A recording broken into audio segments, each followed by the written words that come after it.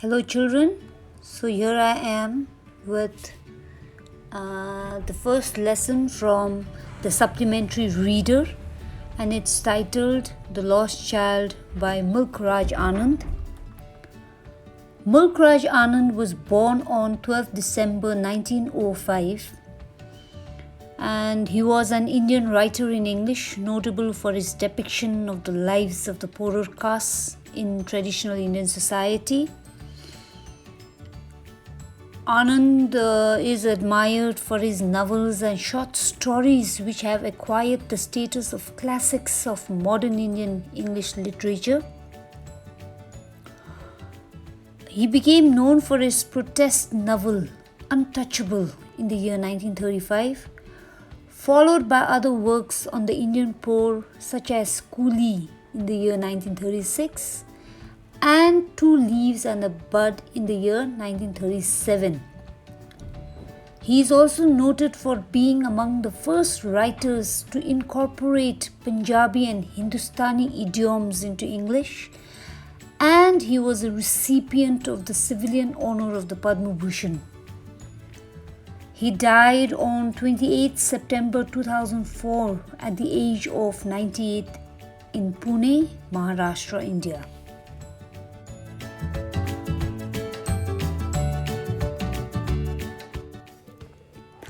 So, my dear girls, the story is about a little child and his relationship with his parents. This story describes an episode in the life of this particular child who gets lost in a fair. And all the incidents in the story are about this child. So, here I begin.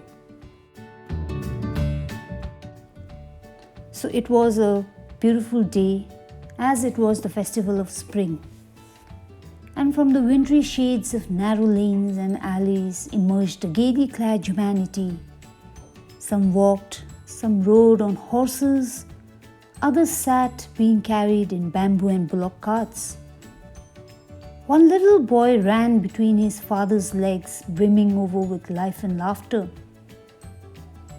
His parents called out to him as he lagged behind, fascinated by the toys in the shops that had lined the way. He hurried towards his parents, his feet obedient to their call, but his eyes still lingering on the receding toys. As he came to where they had stopped to wait for him, he could not suppress the desire of his heart, even though he well knew the cold stare of refusal in their eyes. He pleaded to his parents for one toy, but his father looked at him red-eyed in his familiar tyrant way. His mother, melted by the free spirit of the day, was tender, and giving him her finger to hold, said, "Look, child, what is before you." It was a flowering mustard field, pale like melting gold. A group of dragonflies were bustling about on their gaudy purple wings, intercepting the flight of a lone black bee or butterfly in search of sweetness from the flowers. The child followed them in the air with his gaze, but it would go fluttering, flapping up into the air when he had almost caught it in his hands. Then his mother called him again. Being a child after all, he got distracted now by the little insects and worms along the footpath that were teeming out from their hiding places to enjoy the sunshine. His parents called him from the shade of a grove where they had seated themselves on the edge of a well. He ran towards them, and then a shower of young flowers fell upon him as he entered the grove, and he began to gather the raining petals in his hands. But lo, he heard the cooing of the doves and ran towards his parents, shouting, "The dove, the dove!" The raining petals dropped from his forgotten hands. Now, as they neared the village, The child saw many other footpaths full of throngs, and once again he was fascinated, but this time by the confusion of the world he was entering. A sweetmeat seller hawked gulab jamun, rasgulla, burfi, jalebi at the corner of the entrance.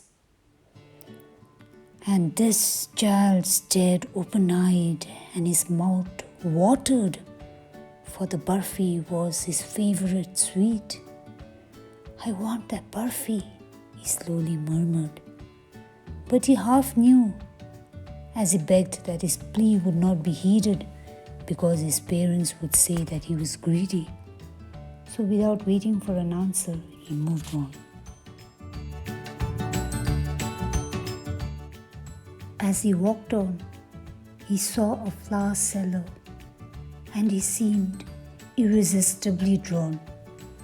He went towards the baskets where the flowers lay heaped and half murmured, "I want that garland."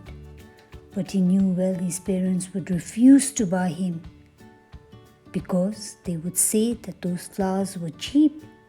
So without waiting for an answer, he moved on. The child was then carried away by a man who stood holding a pole with colorful balloons flying from it. It looked like a rainbow, and this little boy was filled with an overwhelming desire to possess them all. But here too, he knew his parents would never buy him those balloons, for they would say that he was too old to play with it. So he walked on farther. A little ahead, he saw a snake charmer playing a flute to a snake which had coiled itself in a basket, its head raised in a graceful bend like the neck of a swan, while the music stole into its invisible ears like the gentle rippling of an invisible waterfall. The child went towards the snake charmer, but knowing his parents had forbidden him to hear such coarse music as the snake charmer played, he proceeded further. And now a roundabout which is in full swing grabs his attention. And as the child watches the people crying and shrieking with dizzy laughter, he decides to make the bold request. "I want to go on the roundabout, please, father, mother." But he receives no reply, so he turns around and finds his parents are not there. He's lost. Panic-stricken, he runs in different directions to find his father and mother, but they are nowhere to be seen.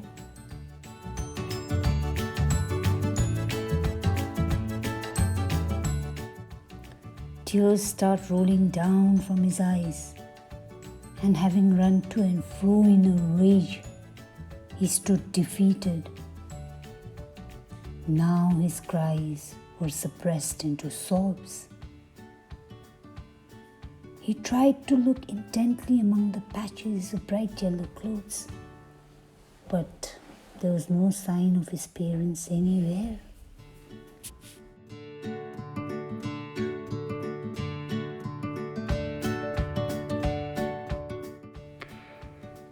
Then he saw a shrine to which people seemed to be crowding, and he ran quickly towards it. However, the crowd became very thick. Men jostled each other with murderous eyes and hefty shoulders. The poor child struggled to thrust a way between their feet, but got knocked to and fro by the brutal movements. He might have been trampled underfoot hadn't he shrieked at the highest pitch of his voice, and hadn't a man in the surging crowd heard his cry, and stooping with great difficulty lifted him up in his arms. The man then tried to ask the baby as to whose child he was and how he had gotten there. But the child wept more bitterly than ever now and only cried that he wanted his mother and his father. The man tried to soothe him by taking him to the roundabout and asked him whether he would want to ride on the horse, to which the child tore his throat into 1,000 shrill sobs and shouted that he wanted his mother and his father. The man then headed towards the place where the snake charmer still played on the flute to the swaying cobra and asked the little boy to listen to the nice music.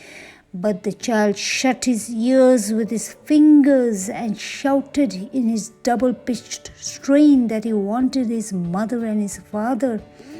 The man then took him near the balloons, thinking that the bright colors of the balloons would distract the child's attention and quieten him. But here too, the child turned his eyes away from the flying balloons and just sobbed that he wanted his mother and his father. The man, still trying to make the child happy, bore him to the gate where the flower seller sat and asked the little boy to smell those nice flowers. He even asked him whether he wanted a garland to put round his neck. The child turned his nose away from the basket and started yelling, saying that he wanted his mother and his father. Thinking to humor his disconsolate charge by a gift of sweets, the man took him to the counter of the sweet shop and asked him as to which sweets he would like to have. The child turned his face from the sweet shop and only sobbed that he wanted his mother and his father. So the message that we get from this story is that during childhood, we long for so many things we see in day-to-day life. The child is attracted towards so many things he comes across, but very often he does not understand the true value of his parents and take them for granted. The significance of parents is only realized when they are out of sight and we start longing for them. We realize that we cannot carry on without the help of our parents. This is what the child realizes once he got lost in the fair. Though a man tries to calm the child by offering many things, the child wanted only his parents. So, this story makes the reader understand the worth of parents in the life of a child.